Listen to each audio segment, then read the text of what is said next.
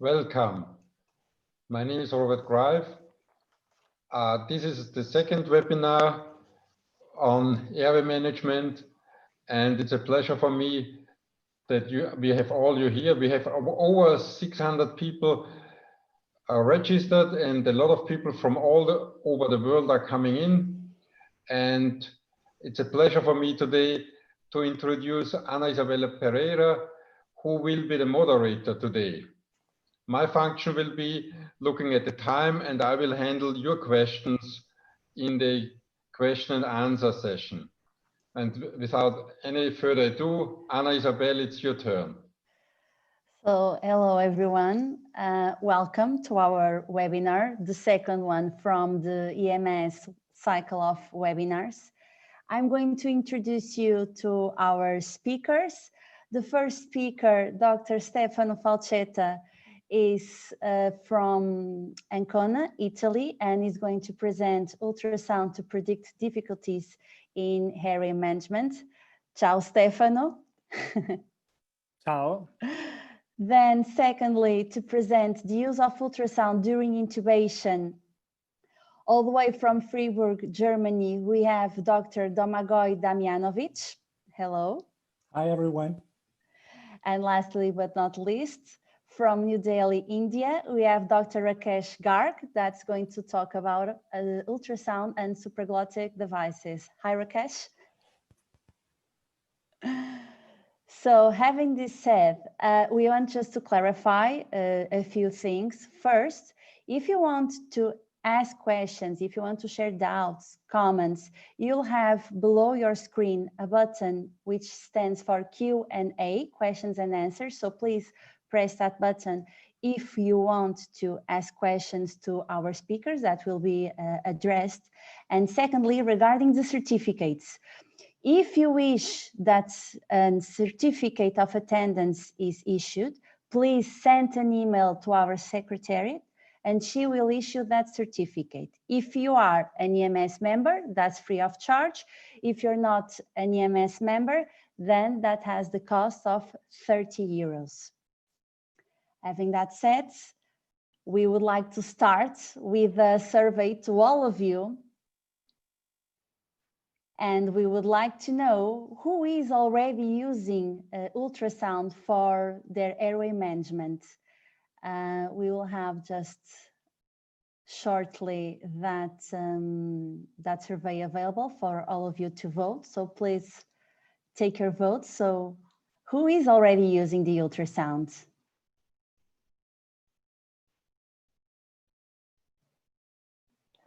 If you're not using the ultrasound, you're very curious because otherwise you wouldn't have enrolled for this webinar. So there you go, the question. Who is already using the ultrasound? Okay, just waiting for your answers.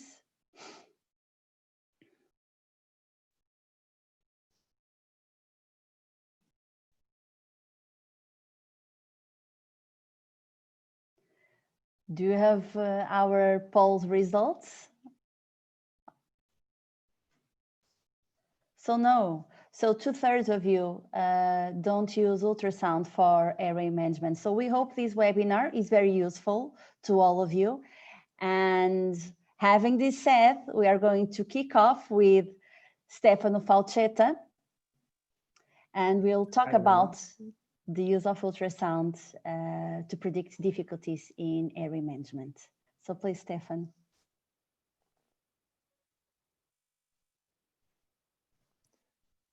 Okay, I want to thank Anna and Tino and Jens for the invitation, the opportunity to be here speaking about this interesting topic.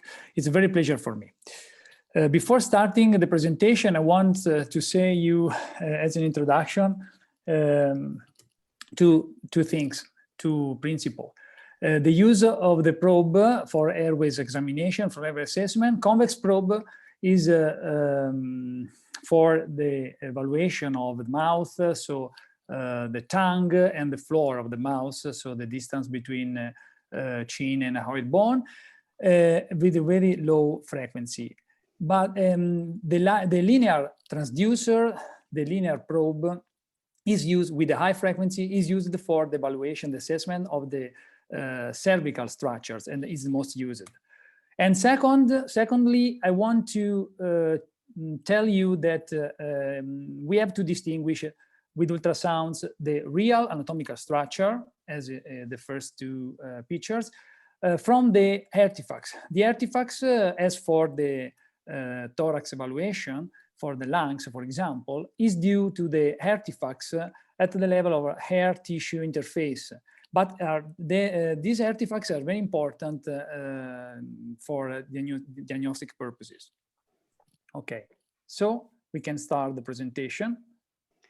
And so if you are using the ultrasound, Stefano, what are the structures of the upper airway that we can actually see with the ultrasound? Yeah. So the most important structure, anatomical structure of upper airways could be visible by ultrasounds. In this slide, I want to compare the US scanning to the CT scanning to better understand the anatomical structure. So let's start from the oral cavity. We can assess, we can examine the oral cavity, so in a long axis, with measuring the length of the floor of the mouth and the tongue, and rotating the convex to 90 degrees, we can examine the transverse view, so to see the tongue width between the mandibular branches. So going down, we can see the hyoid bone on the transverse view, and on the left side, you can see the CT scan of the hyoid bone here, and the same image obtained by ultrasound is a hyperechoic curvilinear structure, and at this level you can see the great horn of the hyoid bone. That is very important for the localization of laryngeal superior nerve. Going down, where you can see the thyroid membrane in the long axis, in the longitudinal view, and you can see at this level the epiglottis. By rotating the probe in 90 degrees, you can see the thyroid membrane in the transverse view, in the transverse plane, and this is the most studied assessment for prediction of difficult laryngoscopy. At the level of thyroid membrane, the epiglottis is visible at this level as a apoechoic curvilinear structure with the posterior border demarcated by a bright hyperechoic line that is an artifact due to the hair mucosal interface. You can see that this image is very similar to a small face. So we called this image a small face sign. At comparing the CT scan to ultrasound scan, you can see this structure. So the eyes of the face are the thyroid muscles, and the mouth of the face is the epiglottis, as you can see also in the CT scanning. Going down, you see the thyroid cartilage in the transverse view with the vocal cords. The vocal cords appear as hyperechoic lateral V-shaped structures, and I want to tell you tricks to visualize better this structure by inviting the patient to phonate or breathe deeply. Instead, to better visualize the epiglottis, you can invite the patient to make a protrusion of the tongue or swallowing, okay? And the same images comparing the CT scan, so you can see the vocal cords and the arytenoids posteriorly, and the ultrasound scan. So going down farther, you can see the cricoid cartilage and trachea in the long axis, in the longitudinal view. And it appears like a Peirce string, in which the hypoechoic structures, spheroid structure, are the tracheal rings, the cartilages. So you can see tracheal rings, the cricoid, thyroid, and behind these hypoechoic structures, you can see the artifacts, a sort of a line A, the line A of the lung, due to the hair mucosal interface, okay? And this is the particular of the cracothyroid membrane in the longitudinal view between the cricoid and thyroid cartilage. You can see the cricoid cartilage and the tracheal rings also in the transverse view, in the transverse plane. And comparing these two images, you can see that cricoid cartilage is very similar to tracheal ring, but it differs because it's bigger, and around the tracheal ring there is the thyroid gland. So it's very important, this image. Interesting. And how can you use the ultrasound to actually predict a difficult airway? How can you do that? Principally about two methods. You can, using ultrasound, you can detect any obstruction, any physical obstruction in the upper airways due to foreign body, for example, tumor, phlogistic pathology. And secondly, about the measurements of anatomical structure and distances.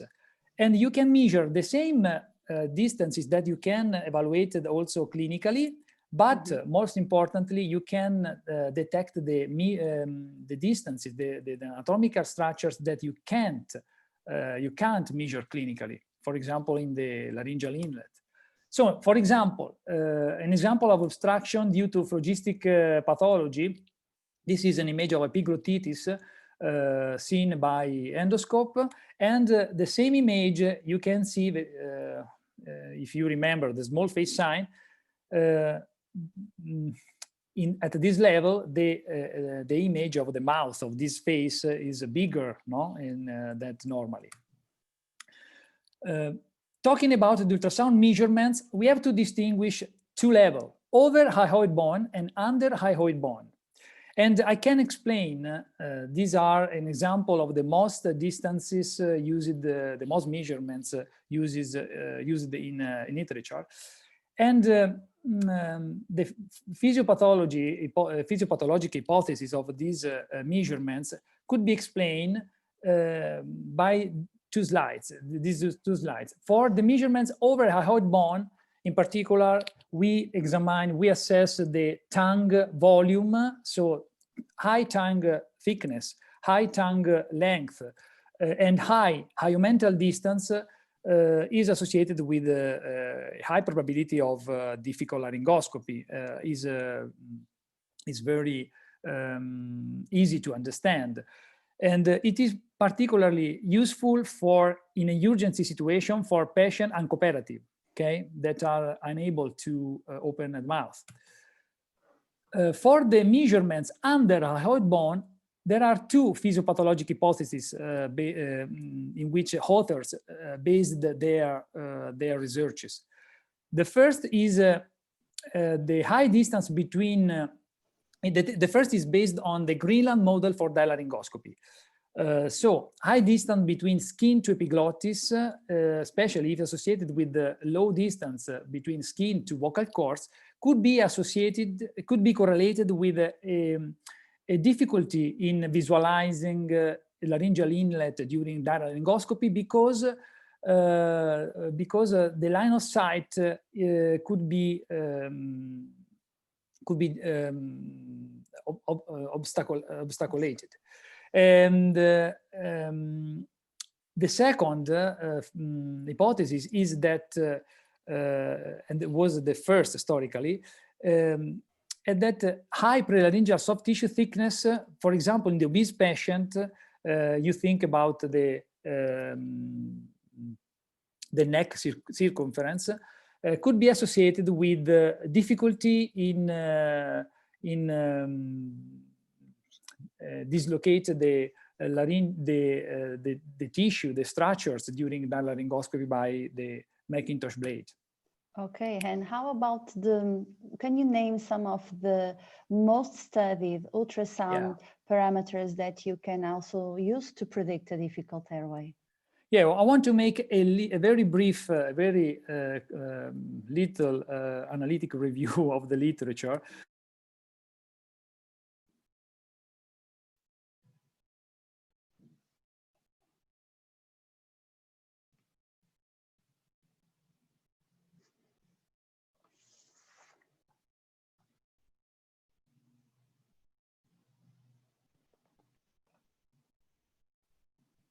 See, Dr. Stefano, since you have some connection problem with your internet. His presentation.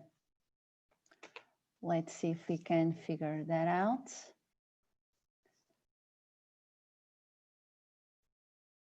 Hope we can get back in 3 seconds. Okay, perfect. It is his connection problem, sorry.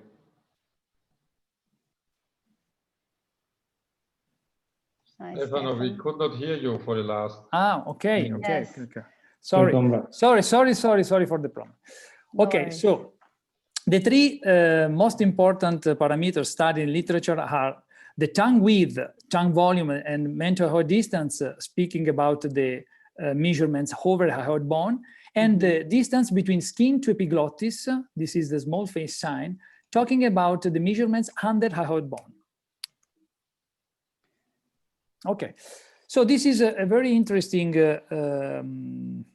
work about Pinto et al., in which they compared the ultrasound measurements with other clinical assessment, and the combination of the distance from skin to epiglottis plus Malampati modified score demonstrated to have a higher predicted value. But I want to show you also this article, this manuscript, in which this study, in which there was enrolled 136 patients, in which the comparison of the correlation of the ultrasound measurements and was not statistically significant. So the authors failed to demonstrate a correlation between the distance between skin to epiglottis and skin to vocal cords and the cormacally engraded laryngoscopy. This is my study in which we enrolled 301 patients. And this is important because the correlation was made with the cormacally engraved, but not in 4 degrees as the vast majority of the studies, but this is the unique study in which we have correlate the ultrasound measurements to the cormacally engraved divided in 6 degrees as modified by Cook. And also we found the cutoff value of 2.54 centimeters from the relative to the distance between skin to epiglottis.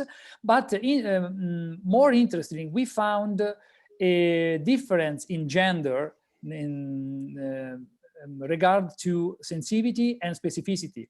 So the this cutoff showed a greater sensitivity in female patients and a greater specificity in male patients, probably due to the anatomic differences between these two gender at the for the characteristic of laryngeal inlet.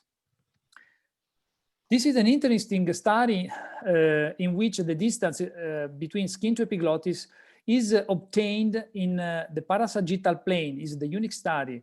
And they found a cutoff of 2.36 centimeters. I want to tell you that the distance between skin to epiglottis, the vast majority of the study was accord to, for the cutoff. The cutoff was similar and was higher than 2 centimeters, 2.3, 2.5, 2.6 centimeters, okay?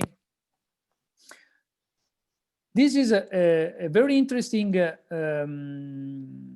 study because the authors, Alexandri et al., correlated the ultrasound measurements, in particularly the distance between skin to hard bone, not only to difficult laryngoscopy graded by Cormack-Lien, but also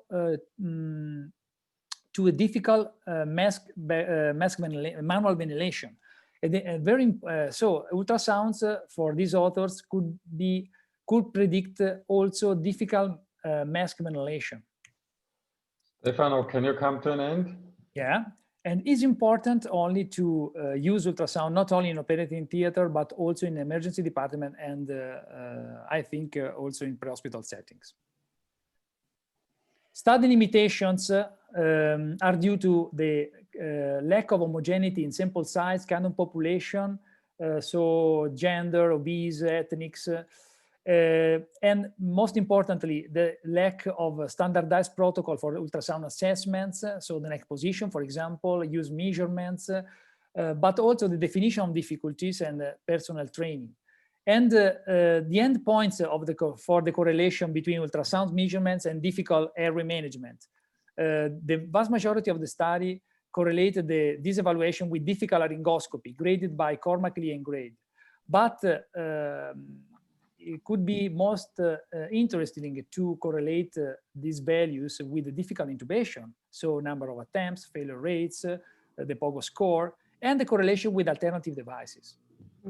I have a question for you, Stefano, just to end your session, which is, you've talked about difficult airway, difficult ventilation, difficult laryngoscopy, difficult intubation. How about difficult front of neck access? Because sometimes palpation is not very feasible. So how can you address this problem using ultrasound? Could you please briefly address that? Ultrasonography could be very important for FONA, for front of neck. And it is well proven in literature that ultrasound improves accuracy compared to clinical palpation for the identification of cracothyroid membrane. So it is important to mark the site when you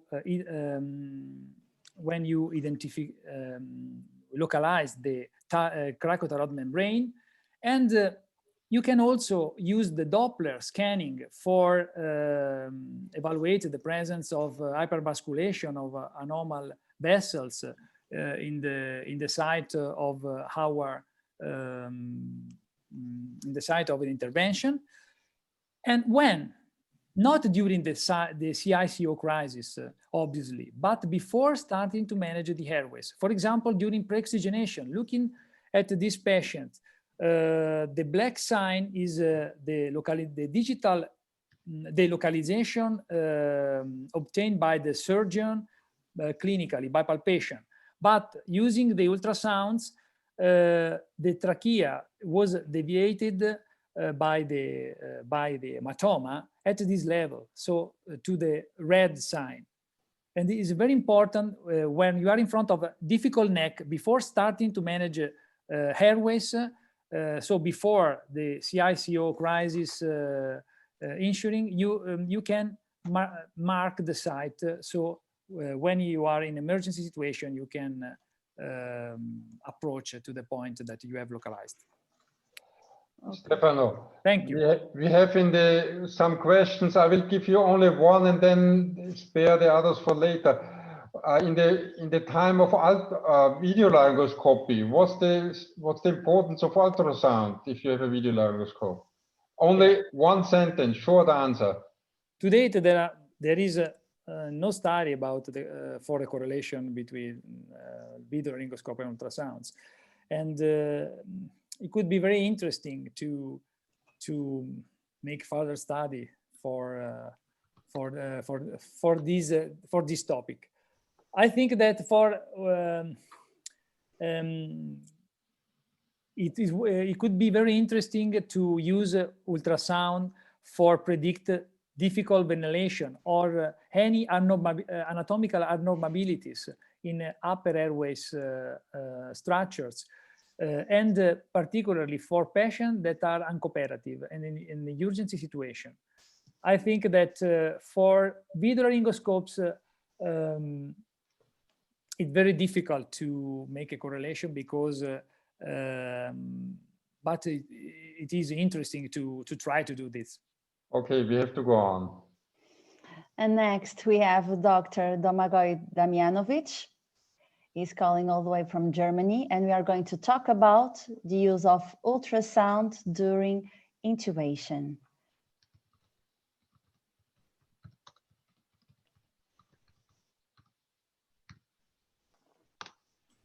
Yes, thank you for having me. I'll start sharing my screen.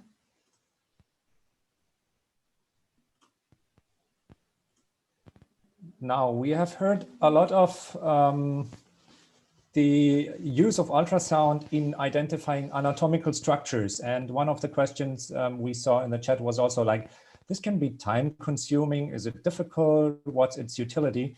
And when we talk about airway ultrasound during, or let's say for intubation, we must reduce this complexity. And this will be easy, as you will see, because we just concentrate on very simple aspects of the ultrasound and very simple pattern recognition. And why I have used the picture of a tool here and a toolbox, we will see in a minute. Okay, and I will refer to one article that we have published with TICC, and this is referenced here in the QR code. You will find it also in the materials provided for members after the webinar. And connected with this article, there are also other free online internet resources that you can find here and here. So you can access these very easily. And using the slide, I would also like to acknowledge all my co-authors and all the folks that were using and preparing the videos that I will use during the presentation. Great. How does it work for regarding endotracheal intubation? How can you do it?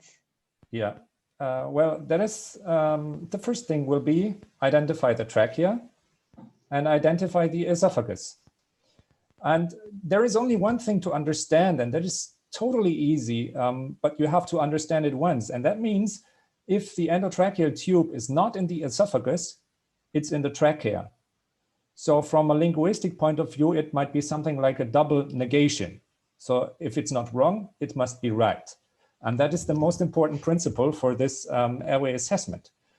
And this is the anatomic basis. Stefano showed you a lot of very, very good pictures with CT and ultrasound correlation. Now, what I would like you to understand is this is a simple CT. We are viewing it from the foot, so not where actually the anesthetist stands during intubation, but from the other side. We are looking at it like a normal CT. And what we can see here, quite in the center, is the one important landmark in ultrasound. That is the trachea. And as you can see, anatomically, the esophagus is behind the trachea, but it's not quite centered. And it can also be broader and wider. And you can imagine that when you look at the trachea, you might also see some parts of the esophagus at the side of the trachea here. And you can see that it is a lot smaller than the trachea. But you can imagine if you put some kind of tool in here into the esophagus, that it will be dilated because it is a muscle tube, and it will be dilated by anything that you insert here. So that is the most important thing to remember. Now, as I said, we just look at the esophagus. In the example here to the left, you can see how the ultrasound probe is held. And to the right, you can see the ultrasound. And exactly as we saw in the CT, we have a trachea here that is the most important landmark. And as Stefano already told you, there is a thyroid gland. So this is also easy to identify. And beside the trachea, there is a little piece of the esophagus visible here. It's not always visible that well, But as I said, if you don't see it, so if the tube is not wrong, it has to be right. That is the principle. And we will see this in a minute. You can see here that they chose a linear probe, and I also prefer a linear probe, but you can also use a curvilinear ultrasound probe. So that's for the start. And now you can see how fast this goes. That's it.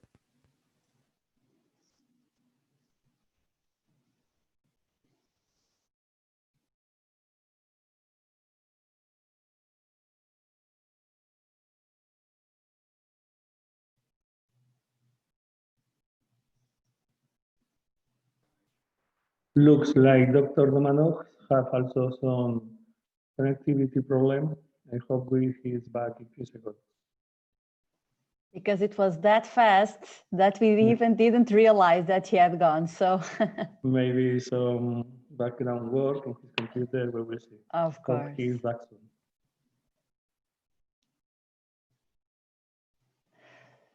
So while we are waiting that Dr. Domagoj accesses again, we can tell you that all this material will be available for the members in the protected area of the EMS website. So if you're all EMS members, you'll be able to access all this material, the articles, the videos, everything.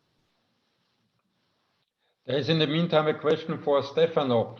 What is the meaning of ultrasound for predicting difficult extubation, Stefano? Do you have any information on that? Yes, Tino. Okay. Yeah. Okay. Yes, Tino. Ultrasounds are used to evaluate the swelling of a vocal at the level of a laryngeal inlet during the intubation. So it is very, very similar to the hair test leak, the hair leak test, and there are 2 studies published in which the authors measured the swelling of the vocal cords and the column hair volume upwards the vocal cords before and after deflating the cuff of the tube. So they found a difference in the hair column visualized by ultrasounds before and after the deflection of the tube cuff. And it could be used as an air leak test before extubation of the patient, after prolonged intubation. Mm-hmm.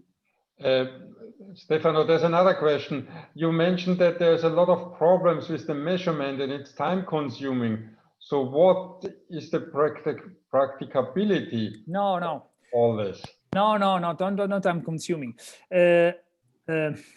You don't have to to make all the assessment that I have presented in my slides, but you can also measure 1 or 2 distance. For example, if you want to measure the tongue volume, it is sufficient to make the evaluation in 1-2 minutes. And also for the measurement of the distance between skin to epiglottis at the thyroid membrane level, it could be done in 1 minute. Very, very easy to perform. The question is the learning curve.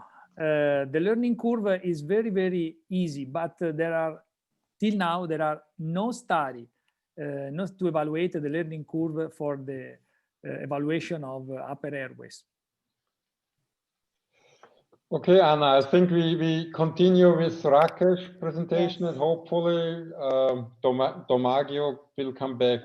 Yes. And I would like to ask all the audience, please use the Q&A function for your question and not the chat, because it's very hard to look at 2 parts.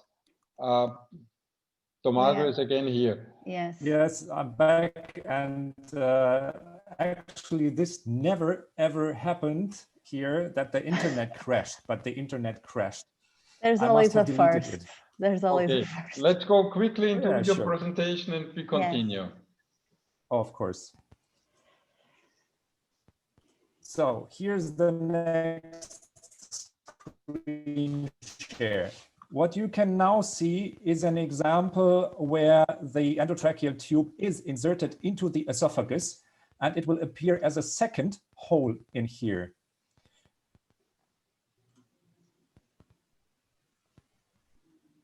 Right there. So here's the trachea, and here is a second circle appearing. Okay, now you can see the whole process, because we were talking about during intubation. Now, if you place the probe during laryngoscopy or even before, you can see there is a trachea, and you can now follow how the tube is inserted. And here you can see the esophagus appearing. Now they pulled back in real time, and now you will find that it is correctly placed in the trachea because the esophagus is not visible here. Okay. You see that it didn't quite take a long time, so it was not so time consuming. Single airway tract, one big black hole. So the tube is right. You can see some small reflexes here. This might be the passage of the cuff and some movement in here. While on this side, you will see the tube appearing with a second circle over here. Now the sides are switched. It can be in both sides. But now you saw it here, right? And then they again pulled back. So coming back to the question with the video laryngoscopy, this is also a method where you can follow the whole process in real time. Mm-hmm. So basically, Yeah. you have explained the role and the value, right, in airway management of ultrasound. Yeah, that was what I was starting, referring to video laryngoscopy. And I actually wanted to add for everyone, because this always causes some discussions, EtCO2 is still and will remain the gold standard in airway management in airway devices. So, and I would like to cite the current for public comment, the 2020 guidelines. It was until 5th of November, but you can still download them. And like in the guidelines from 2015, they of course refer to intubation and resuscitation. But anyways, let's use these. They say EtCO2 is a gold standard. But they also say ultrasound can also be used as a fallback option, but it requires additional equipment and skills.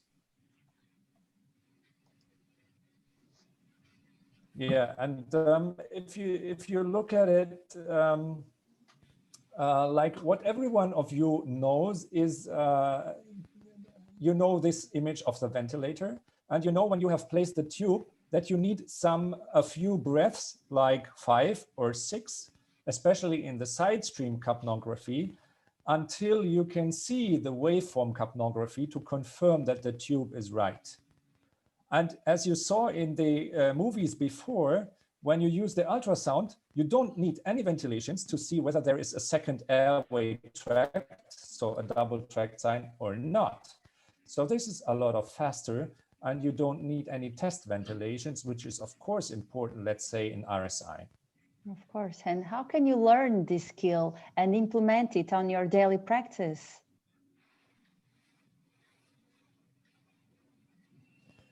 Well, the first good news is that the learning curve is awesome. So that means there is a little decent study from some Canadian colleagues here. And I was just contacting Tomislav, which is one of the authors, and chatting with him. This is from 2015. And what they did, they used a 10 minutes online tutorial. It was emergency physicians who in Northern America, of course, are very used to do ultrasound, but they were airway ultrasound naive. And they had to rate videos with wrong or right intubations in a row, 10 of these correct in a row. And if they were not correct, they had to do another practice run. And every one of these colleagues used at maximum of 2 practice attempts, no more. And that means they had a 99% accuracy in diagnosing the placement of the tube, whether it was right or wrong. And it took them an average of 4 seconds to get this information. So it was 66 physicians, so not very many, but still it shows you that the learning curves are very decent. And this is the image, the recording image. So you can see it is quite steep. And after the second attempt, all of them were right. Yeah, that's basically for the learning curves. And what you have to know and what you have to consider is scan your own patients. Like you have non-intubated patients and you have intubated patients, and you also have patients with some stuff in their esophagus, like some esophageal Doppler probe or a gastric tube or even a TEE during heart surgery or during hemodynamic instability. So these are all things where you can go and collect your experience and practice and practice and practice. What you have to consider is, of course, your team. That means you have to consider logistics, you have to consider your own equipment, and you have to have your equipment ready. That means not only considering the images, but considering the process.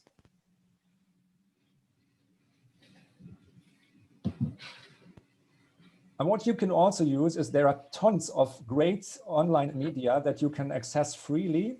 And here are some examples. On Yampu, we have added all the materials that I have referenced before. On dasfoam.org, this is a German page, there is an awesome article about airway ultrasound in COVID-19 intubations. And a very nice site in the US is coreultrasound.com, where 5-minute ultrasound gives you 5-minute videos of how it is done. So that would be basically what I'd like for you to take away, but we will come back to this later.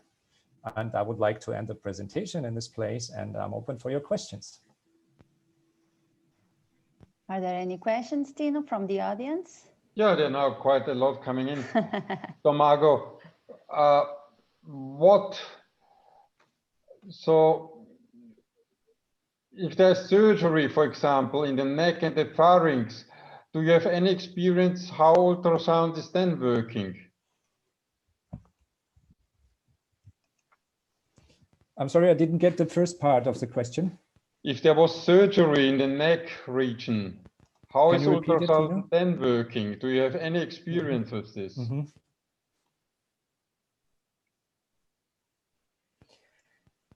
I had experience with some people who had really a lot of surgery in the neck, like post-cancer surgery. And there I found some difficulties, because if anatomy is not preserved, like in laryngectomy patients or something, that can disturb, of course, the whole stuff. But these are the patients that you normally know. If someone has had neck surgery, you can see it or you can know it. But the main anatomy between trachea and esophagus is preserved most of the times. Okay, there are 2 questions, which and then we will switch over to Rakesh. If you have one major point, this maybe for Stefano, but also for you, what kind would you use? And another question is asking, can we combine ultrasound with some clinical tests to have better prediction of difficulties? So if you have to choose one measurement in ultrasound, which would you use? And could you combine this with clinical parameters? In literature, there are some different results regarding this point. There are very high contradictions. So I think that is needed to be done a large multi-center study with a very large sample and with a multivariate statistical analysis analysis to compare the prediction capability of all these the traditional clinical test with the ultrasounds. The problem is that there is a lack of homogeneity of the sample size included, and also for the measurements. We have to choose, for example, the same standardized protocol for ultrasound measurement, and we have to compare these values with the traditional clinical test, but also to what we want to correlate. Not only the Core-MacLean grade based on 4 degrees. I found in some studies a very high incidence of difficult laryngoscopy. For example, in one study, 22% of difficult laryngoscopy incidence is very high. I don't think that it is real. So also for the end point of the correlation, we have to consider to use not the difficult, the Core-MacLean grade, but for example, the Stefano, one sentence. I think the most reliable and efficacy is the distance between skin to epiglottis, because it correlates with the soft tissue prelaryngeal thickness. It's very, very useful for predict difficult laryngoscopy. Okay, one short question to Domagoj, because it's interesting. If you don't see the tube in the esophagus, it could still be in the pharynx and not in the trachea. So how would you distinguish this? Yes, of course, but I think that is the clinical part for the anesthetist. There was a very, very interesting discussion and correspondence on a study of Ramsing and colleagues in anesthesiology, I think it was, and there were a lot of letters because they also looked at ultrasound and using it for looking at the depth of insertion and whether there was mainstem intubation. So they controlled it with a bronchoscope, and they placed some of the tubes in the mainstem, and then they looked whether the anesthetists could identify this with ultrasound. And then one of my senior colleagues wrote a letter, and he said, like, why don't you look at those little black lines at the tube? So you really have to see how deep you put your tube in, and that is, I think, something that we routinely look at on the insertion depth. So this should be prevented clinically. But you're perfectly right. Okay. Thank you. So now we are going to talk with Dr. Rakesh Garg, calling all the way from New Delhi, India, and we are going to talk about the use of ultrasound and supraglottic devices. So Dr. Rakesh, please. Thank you, Anna, for the kind introduction, and thank you, Professor Grief, for kind invite. I bring greetings from India, and thank you, European Airway Management Society, for interacting with you on this topic. So when we talk of the ultrasound for airway management, we have already discussed about the tracheal intubation. Let's come up to the use of ultrasound for supraglottic devices. I bring greetings from All India Institute of Medical Sciences, where I work at the Cancer Center. It's one of the tertiary care apex center of India. So we have already described the previous speakers about the role of ultrasonography in the management of airway, and the applications are many, which we have already discussed. Anna and Professor Grief has discussed in detail about it. Indeed. So if we have so many clinical tools to assess the correct placement of the supraglottic devices, why do we need another tool like the ultrasound to do that same assessment, Rakesh? Absolutely. I think this is important because when we are looking for some new tool, this means the existing tools are not very, accurate. They don't have a very high sensitivity and specificity to pick up. And that's why we need a new tool. The reasons are we are looking either for the clinical test, but they have a lot of limitations. It's not a visualized technique. They do not detect the anatomical malposition. They just give a clue about the various ventilatory parameters. And there are sufficient studies where they have mentioned that the LMA that seemed acceptable on clinical test eventually appeared to be unacceptable when they are being confirmed from fiber optic laryngoscopy. And this is what potential for airway adverse events.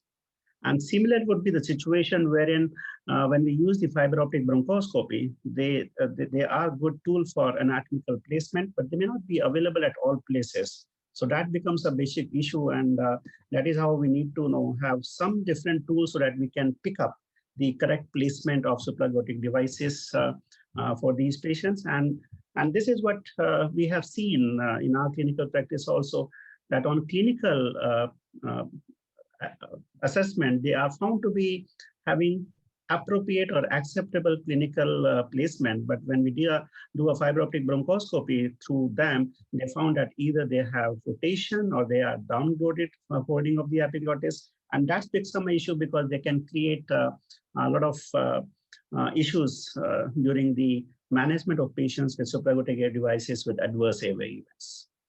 Mm-hmm. So clearly there are advantages of using the ultrasound over other methods regarding the assessment of the correct placement of supraglottic devices. Yes, absolutely. I think you're absolutely right.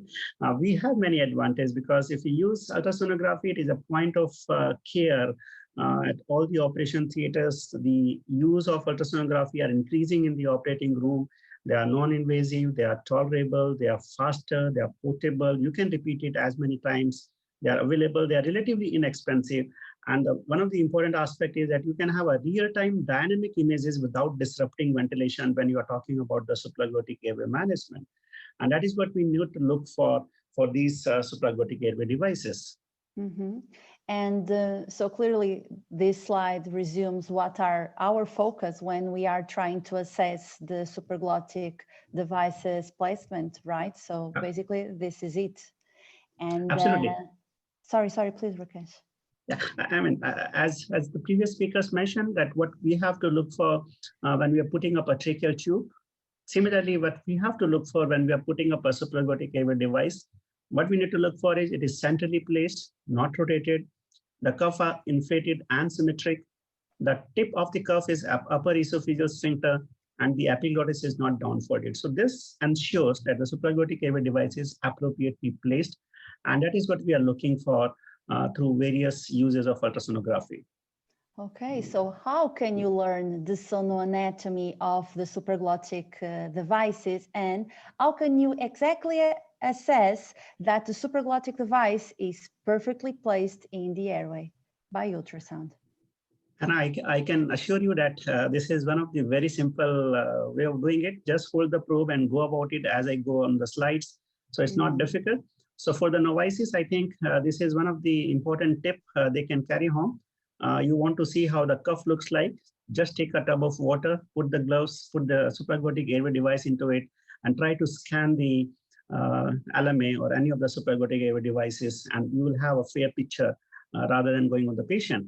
So when you put up the LMA into the water bath and try to put up a probe in any direction, transverse or longitudinal, the characteristic of the supraglottic airway devices is like a 3-line sign, which you can see on this picture. So this 3-line sign is a very, very peculiar characteristic or sonoanatomy of the supraglottic airway devices. And this picking up of hyperechoic structure on the ultrasound of supraglottic airway devices will help you to understand. Most of the time, when we are looking for the placement of supraglottic devices, patient has to be supine. As mentioned earlier, we have linear or curvilinear probe, but for supraglottic devices, the linear array transducer is acceptable. And we need to have images primarily at 3 locations to confirm its placement. Number 1, what we need to look is for the tip of the cuff that is placed appropriately at the upper esophageal sphincter. So what we need to do is, you can see in this picture, the linear probe is placed transversely on the trachea and just below the cricoid cartilaris, and approximately it is just shifted a little lateral to the midline. This is what we see. We have already seen that this is the tracheal portion. This is the glottic portion that we can see here. And just lateral to it, you can see this is the esophageal structure. Now, this esophagus needs to be identified as we did for the tracheal intubation. And when we identify this structure, you can see that the cuff, the tip of the cuff, is the hyperechoic structure that sits at just upper end of the esophagus. So if you can see it, this means the tip of the tube, tip of the cuff is appropriately placed where you want to locate it. The second thing is, when you inflate the cuff, it should not be folded in the longitudinal aspect. So for that, you need to put your linear probe into the parallel direction, into the parallel to the midline of neck, and the images are obtained. As I mentioned earlier, when you see the cuff, it gives you an appearance of three lines, three hyperechoic lines here. So if you see this structure, now this is the structure where if you see this, you cannot see a uniform line throughout. So this means the cuff is folded somewhere, it is not appropriately placed, and there is a potency for leak somewhere. Now, when you inflated the cuff and it appears like an uniform three-line structures from cranial half to the epiglottis, if this type of structure is being visualized on your ultrasonography, this means the cuff is properly inflated.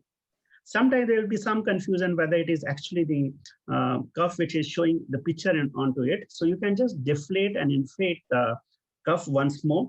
And if this picture comes again, this indicates that the cuff is in the right place. Now, third thing which is important for LMA is we talk about the rotation aspect.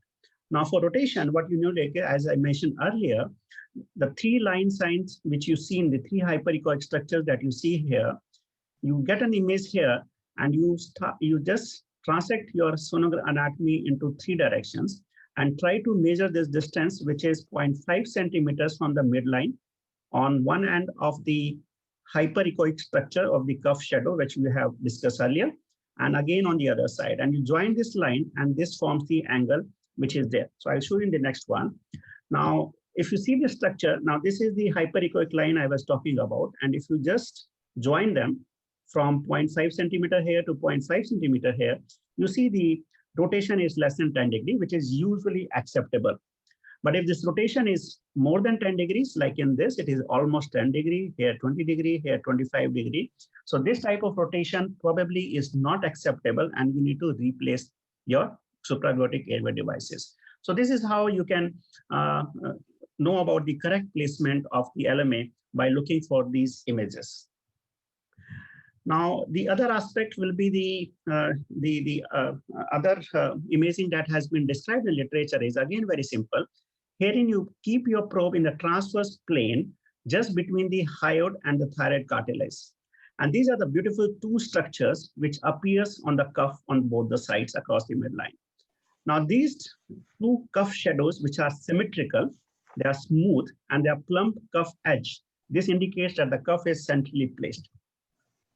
Again, we need to identify the esophagus as we have already described. And when you place your probe on one side of the suprasternal notch, you can see the esophagus, which we have already discussed.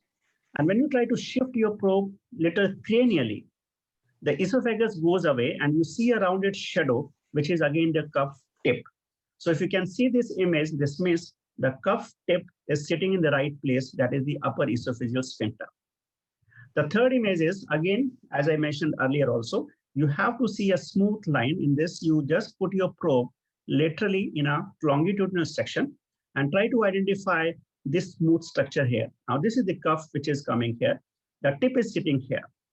Once again, to identify if you are using the supraglottic airway devices with a gastric channel. So once you try to put something to the gastric channel, you can see a dual track sign in the esophagus, which indicates that these catheters has gone into the esophagus and probably the tip cuff is placed in the right direction. So this is how you can look for the correct placement by this using ultrasonography. Exactly, and now you're going to, you have here a slide about pediatric patients. We use a lot supraglottic devices in the pediatric population. Is there any difference when we are assessing with ultrasound, Rakesh? Yeah, I think, Anna, this is a good question because the use of ultrasonography for supraglottic devices are emerging. We do not have much literature. That's why various authors like this Kim et al., which have reported the use of ultrasonography of pediatric patient, they have tried to use not the cuff shadows, or they have not tried to use for the other sonoanatomical part, but what they have looked for is the arytenoids. Now, when the supraglottic devices is placed, they assume that if it is correctly placed, these two hyperechoic structures, the arytenoids, they will distort, the supraglottic device will distort these structures, and that will show that the supraglottic devices is not placed appropriately. So this is how they look like. So what they have done is, now this whole structure is divided into three segments. This is the anterior commissure, and this is the arytenoids. This whole structure is transversely, hypothetically divided into three structures. And based on this, they have tried to identify that how much the arytenoid from one side is distorted from the other side. If it is just 1/3 of it, it may be acceptable. If it's 2/3, it is distorted. If it's 3/3, this is grossly rotated and hence needs replacement. So this is how in pediatrics, they have used not the other structures, but they have used the arytenoids, which is more mobile in pediatric patients, to identify the correct placement of the supraglottic devices in pediatric patients. Okay, and how do you see the future of ultrasonography for supraglottic devices? I think with the emerging use of point-of-care ultrasound in the operating room, in the perioperative care, it will have a good uses. And we did this study. One of my students, Dr. Kanika Rustagi, which did this study, and we found a very useful utility of this device into a clinical setting, wherein we were able to identify the curves, we were able to identify the tip, and we were able to identify the correct placement by looking for the suction catheter or the nasogastric tube going through them. And we realized that the acceptability of the ultrasonography was much better in identifying the acceptable supraglottic airway placement. And the incidence of rotation was much higher in the clinical group. The ultrasonography was much faster. And as I mentioned earlier, the use of ultrasonography has various other advantages. It does not stop the ventilation. You can continue ventilation and pick up the malrotation or malplacement of supraglottic airway devices much better.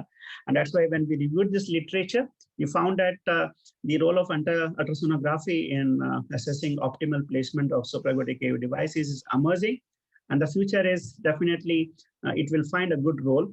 The only thing is we need more robust studies. We need more larger studies, because in the supraglottic airway devices, we have a lot of armamentarium from second generation devices which are in use. So we need to study that whether all the devices will show the similar sonoanatomy of its placement, because the devices which has been done right now includes the Procel LMA by our group. There have been Ambu Aura once, the classic LMA has been used, but we do not know how the pictures will look like. For example, using IZEL, which is one of the common supraglottic devices being used, increasingly being used. When we have done the assessment of these devices, because they are non-inflatable cuffs, so those artifacts, advantages that we take from these supraglottic devices are not actually seen with this type of devices. So we need to have more studies for confirming that whether these supraglottic devices, the whole armamentarium, they can be assessed in a similar protocolized way by using ultrasonography. Thank you, Rakesh, for your enlightenment, because actually when you see that slide and the big family of supraglottic devices, you have to ask yourself, how will they look when you use ultrasound to assess that their correct placement? So you pretty much have answered that question, which was a question from our audience. Do you have any more questions, Tino? Yeah, maybe the next question is also, can you use ultrasound for the laryngeal tube? Do you have experience with this, Rakesh? No, I don't have personal experience using laryngeal tube, but and there is no literature as such reported for the use of ultrasonography for laryngeal tube. But yes, I think which the previous speakers have mentioned, we can use a combination of both in those and confirming whether laryngeal tube is in the right place or not by looking for the reverberation artifacts that happens when something enters into the larynx. So same principle would be applicable to the laryngeal tube, but we do not have data or evidence for the same. Another question for the laryngeal mask tip in the upper esophageal sphincter. Do you know about studies comparing this, for example, fiber optic imaging or the bubble tests in second generation laryngeal masks? The bubble test has not been compared for its comparability with the ultrasonography, but in our group also, when we studied almost around more than 200 patients in which we compare the clinical versus ultrasonography, and both the groups we are comparing with the fiber optic scopy picture, we realized that the ultrasonography was giving an edge over the fiber optic scopy because it is repeatable. We were not stopping the ventilation, and we found that the malpositions which were detected with fiber optic were also picked up by the ultrasonography. So this means we have an advantage of using ultrasound as compared to the fiber optic. Last from the audience, and then we switch to all the speakers. If you have a problem with ventilation, a patient, you can't ventilate, and you put in a laryngeal mask for saving the airway, what is then the value of having an ultrasound? So I think this is an interesting question, absolutely, because now when we are using ultrasound, ultrasound has multiple roles for airway management. So when we have a difficult airway and we're using ultrasonography, probably it will give us whether there is anatomical variations as an assessment tool for ultrasonography. This is one. So I mean, when I'm keeping a probe on the neck, I'm just not looking for the cuff, but I will also be looking whether there is a large mass, whether the glottis is deviated somewhere, even before the insertion of a supraglottic airway devices. So that is what we usually do. So this is the assessment tool that will give an idea that whether am I going to have a difficult tube placement, whether I'm going to have a difficult supraglottic airway placement. So this will give me a clue. Once I place my supraglottic airway device through it, again, I'm confirming whether it's rightly placed or not. So combining both the things is an important one. So I'll put it this way. Ultrasonography is a dynamic phenomenon. So this is not one point where I say, I keep a probe and say, I'm done. Why not to keep a probe when somebody is inducing anesthesia on the anesthesia and just keep a probe on the neck, look, vocal cords are moving. If you want to give neuromuscular blockade, the vocal cord stops moving. So you can assess those dynamic phenomena and it will give an edge in a difficult airway management. And this is what the dynamicity of ultrasonography is going to help in the future. Okay, time is running. We have still 3 questions for all of the speakers. The first, again, because a lot of people were asking this, what is the value of ultrasound for emergency cricothyrotomy? So maybe, yeah, who wants to go into this? Stefano? Yeah. Short, 1 sentence. The value is not during the emergency situation, but before. And not for all the patient, but only, I think, when you are in front of a difficult neck. Think about a patient with a very short and fat neck in which you know, or with an hematoma, for example, or a tumor that can dislocate the trachea, the laryngeal inlet. You think that you can manage the patient normally with manual ventilation and intubation, etc. But in any case of difficulty and in case of rescue maneuver of cricothyrotomy, the most important difficulty is to identify the cricothyroid membrane in this kind of patient, and so you have to the ultrasounds enable us to make this identification previously, before starting to manage this kind of patient, I think. Okay, another question maybe for Domagoj. What is the value of ultrasound in trauma, airway trauma, upper face neck trauma? Well, as Rakesh already said, you can identify trauma actually, but for this you must be proficient with anatomical ultrasound. That means many things regarding airways, as Stefano has described earlier, are working with recognizing patterns and artifacts. That means like the air mucosal interface and those A-line artifacts.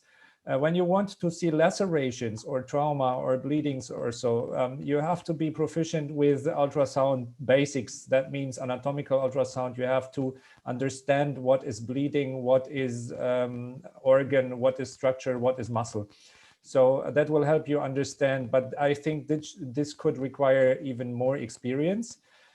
When you are referring to difficult intubation conditions in trauma, I actually had such a case where there was a severe airway bleeding, and that made it difficult to place the endotracheal tube even with video laryngoscopy. And even if you stayed high, you didn't see a thing actually. And I had placed the endotracheal tube and I thought it was right. And in the end, capnography failed, video laryngoscopy failed, and ultrasound actually identified that it was misplaced, the tube, so I could replace it in the trachea very quickly.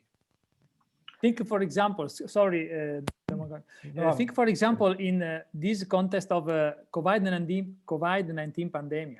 For example, if you have to check the tube position, donning the PPE, is very difficult, the auscultation. And if you are in an emergency department or out of operating theater, you don't have the ability of capnography. So ultrasounds could be very useful to detect the esophageal intubation in this context. What about? Last question for Rakesh. Some people were asking about the costs of ultrasound, specifically in low resource settings. Could you give us advice? I think the ultrasonography is like a stethoscope for us now. So the utility that we are getting for central venous access, for regional blocks, so the ultrasonography is already there in the operating room. So I don't need a separate ultrasound for supraglottic airway devices or airway management. Single ultrasound in the operation theater will serve many purposes. So if you see the overall investment into ultrasonography with its all beneficial effect for anesthesiologists and perioperative care, I think it's worth investing for one ultrasound machine into the operating room, and that will be helping a lot. Okay, thanks for this. Because we try to finish on time, now would be time for the second survey, looking how if people change their mind, if they could use ultrasound. So we asked the technicians to put on the others. Here it is. So now we ask you if you changed your mind. So who would like to use ultrasound after this webinar?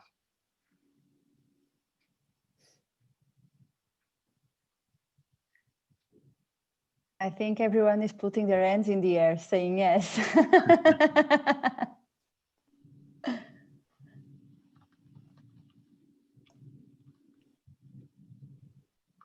Okay, let's see what is the final result, and then we finish with our take-home message. Now, this is a huge change. Indeed. So do it. It's a great success. We are able to convince that ultrasonography is a basic tool for airway management in operating room. Indeed.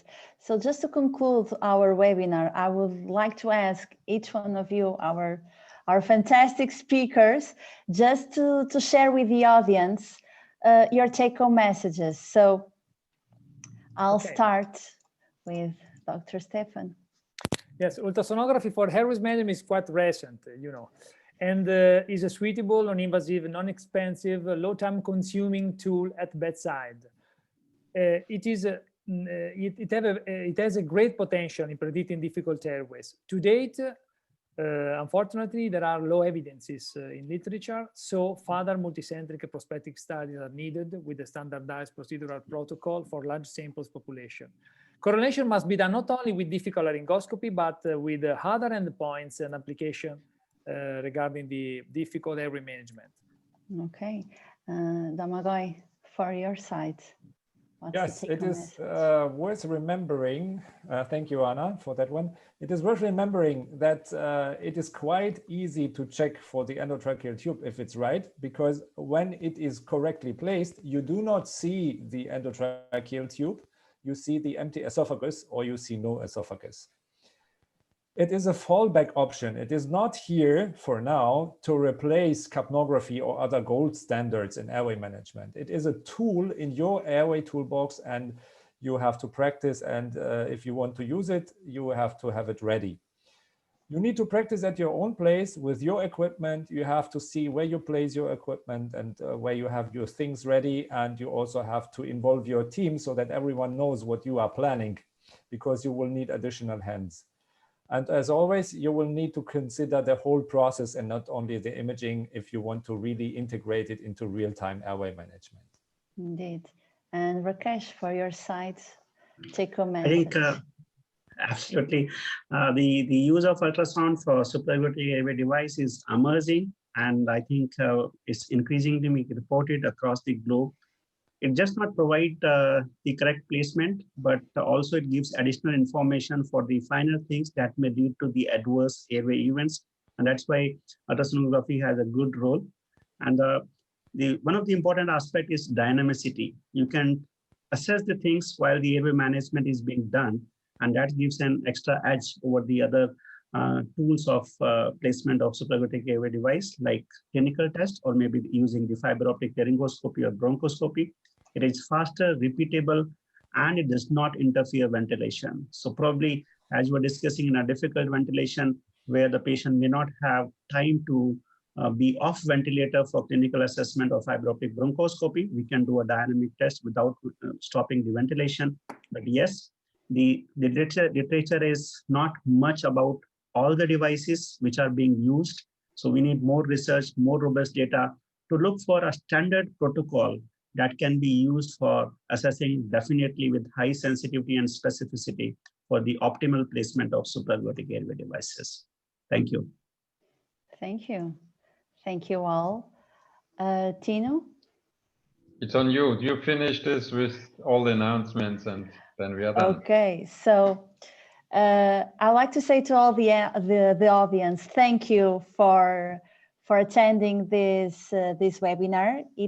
We will have further webinars regarding the airway management. The next one will be in January, so you can all take some notes on your agenda. So to start 2021, we have a great webinar. So we'll share with you later, as you knew about this webinar, we'll share through our social media. I would like also to have a special word to all our speakers, Stefano, Domagoj, Rakesh, for making this webinar very memorable. I learned a lot, and I think the audience, with all their interactions, they also learned a lot. Thank you very much. Thank you all. And to the audience, so if you want to share comments, ask for topics to be addressed, please send through our secretary an email asking for those kinds of topics for us to address in 2021. Also, regarding this webinar, it will be updated in our website in the education area, mainly in the section Congresses, Meetings, Courses, and Congresses. So I invite all the EMS members to access the webinar. All that are non-EMS members, well, you can become an EMS member, and you also find that information in our website. We are a really big family, and you are always welcome to our family. And we also are going to invite you to answer a really short feedback form that is going to be sent to you by our secretary. So thank you all for having us, and let's hope that in the future we all use ultrasound to assess and manage difficult airway. So for me, that is all. Thank you. Thank you. Bye. Take Goodbye. care. Bye. Thank you. Bye. And stay safe and well. Stay safe. Stay Okay. safe. Stay safe. Bye. Thank you. All of Thank you. you. Bye. Bye. Bye.